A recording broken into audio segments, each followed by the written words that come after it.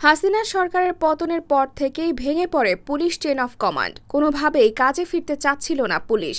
কাজে ফিরলেও নেই কর্মতৎপরতা। এদিকে রাজধানীর কাকরাইলে অডিট ভবনের ভেতর ঢুকতে দেওয়ার দাবি নিয়ে বিক্ষোভ করছেন 150-200 কর্মকর্তা। এ সময় সেখানে দায়িত্বে থাকা ডিএমপির একজন উপকমিশনার বিক্ষুব্ধদের ছত্রভঙ্গ করার চেষ্টা করলেও তাতে ভ্রুক্ষেপ ছিল না কোনো পুলিশ সদস্যদের। এক পর্যায়ে সেই কর্মকর্তা পুলিশ সদস্যদের এমন আচরণ নিয়ে ঊর্ধ্বতন কর্মকর্তার কাছে আক্ষেপ করেন। তিনি বলেন, এভাবে ফোর্স চালানো যায় না স্যার, কেউ কথা শুনছে না, এভাবে পুলিশও চলতে পারে না।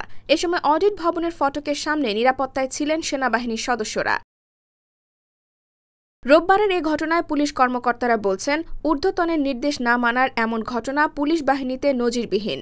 ঊর্ধ্বতনদের ধারণা, নিম্ন পর্যায়ে পুলিশ সদস্যরা মনে করছেন বিক্ষুব্ধদের ছত্রভঙ্গ করতে লাঠিপেটা করা হলে একসময় তারাও হয়তো ঝুঁকিতে পড়বেন, কারণ পুলিশ বাহিনীর সদস্যরাও এখনও হামলা মারধরের শিকার হচ্ছেন।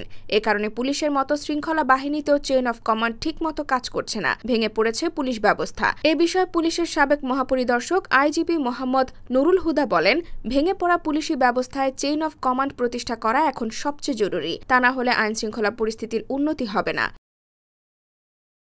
বলা হয়, ছত্রভঙ্গ করতে এবং পরিস্থিতি নিয়ন্ত্রণে আনতে সাউন্ড গ্রেনেড ব্যবহারের নির্দেশ দিলেও সেই নির্দেশ পালন করেনি পুলিশ। এ সময় কয়েকজন পুলিশ সদস্য কর্মকর্তাদের উদ্দেশ্যে ক্ষোভ প্রকাশ করে বলেন, আমাদেরকেই শুধু জনগণের মুখোমুখি দাঁড় করানো হচ্ছে। এসব তথ্য তুলে ধরে একটি প্রতিবেদন প্রকাশ করেছে দৈনিক আজকের পত্রিকা। IBTV USA, new York.